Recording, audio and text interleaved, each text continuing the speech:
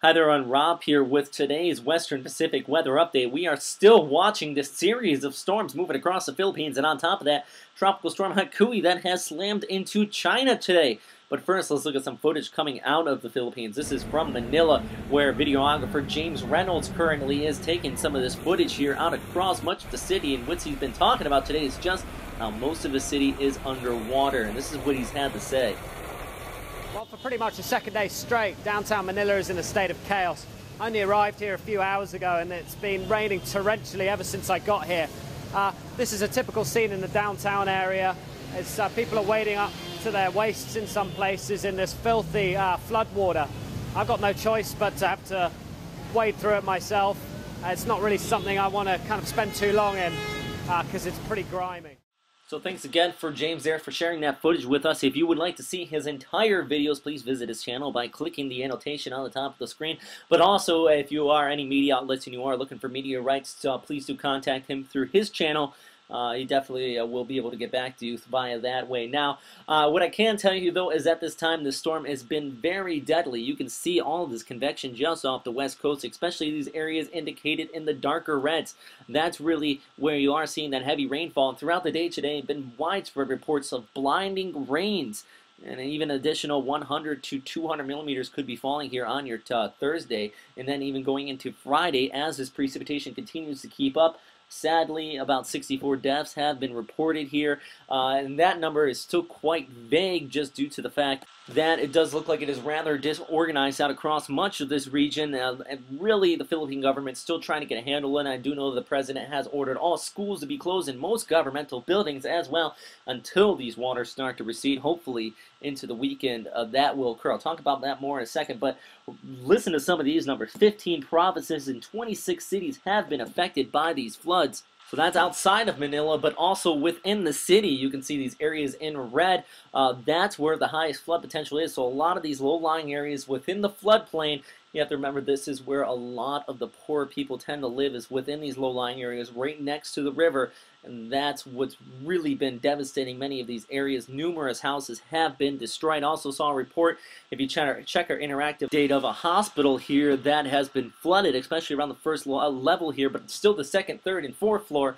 Patients remain, and it does look like electricity has been shut off. So this is just one of the numerous situations currently occurring here in the Philippines where they need dire help. So coming across the bottom, I do have the ticker, and I'm putting a link in there of the Philippine Red Cross if you want to do what you can do to help here and try to assist our friends there. But for the time being, as far as the rainfall, Manila and Pagase here are still under yellow warning, especially in Metro Manila. That's really indicating that there still is heavy rain potentially going to be occurring here.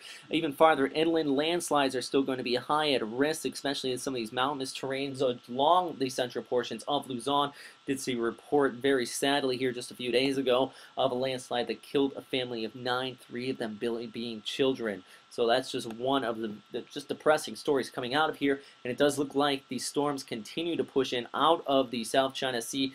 This is really kind of being like a conveyor belt at this time. You have that moisture continuing to come in here. These storms are forming up over the water, and then as they push on shore, they hit these mountainous terrains. You see all these mountains just north of Subic Bay, also around Manila, this floodplain in that very low-lying area. But a lot of these rains are just falling within that floodplain and into the hills a little bit farther there towards the east.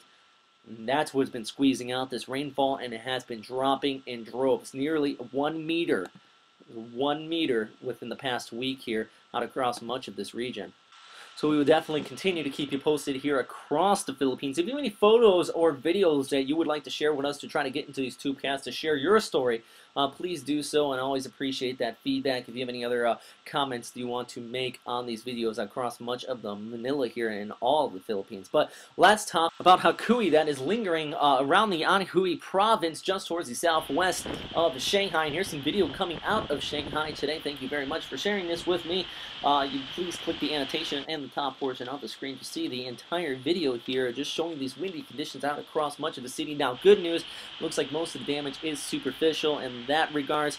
I do think that most people are just going on with their daily lives out here. But where one mob problem may lie is farther inland from Shanghai, right up near the coast here is that city. But the storm is kind of going to be lingering here a little bit farther inland, pulling moisture onshore. And some of these areas could be seeing an additional 200 to 250 millimeters going through the next 24 to 48 hours. And with that said, flooding is going to be high at risk. But as you can see, it stalls out here and then slowly starts to work its way back towards the east as a, well, like not really a tropical system, more of a low pressure. And that's mainly due to an upper level trough that's going to be working its way through here. That's going to pick this storm up and kind of got it off there towards the northeast. Really going to be stretched out while doing so. I don't expect it to hit the east coast of Japan, mainly due to high pressure here. It is definitely not going out towards western China because a significantly strong high pressure is lingering over there. And that's really what stalled this storm dead in its tracks. And if we look here at the GFS model outlook, you can see that trough starting to pick up the storm near the middle part of the model run going into Saturday, then Sunday before it starts to slowly work its way off towards the northeast. Portions of Korea, you're definitely going to be feeling the effects of this with some heavy rainfall as well. And also, while we're on this, if you take a look around the Philippines here, you have that storm starting to dissipate on Thursday going into Friday. And then as it continues to weaken over China, that monsoonal flow, that enhancement with those southerly winds that have been feeding Haikui are finally going to back off, at least on Saturday going into Sunday.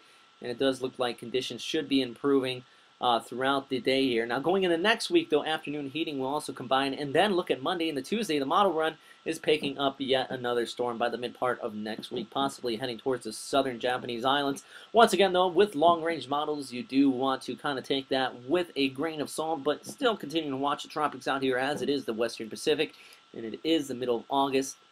That guards, definitely systems can blow up.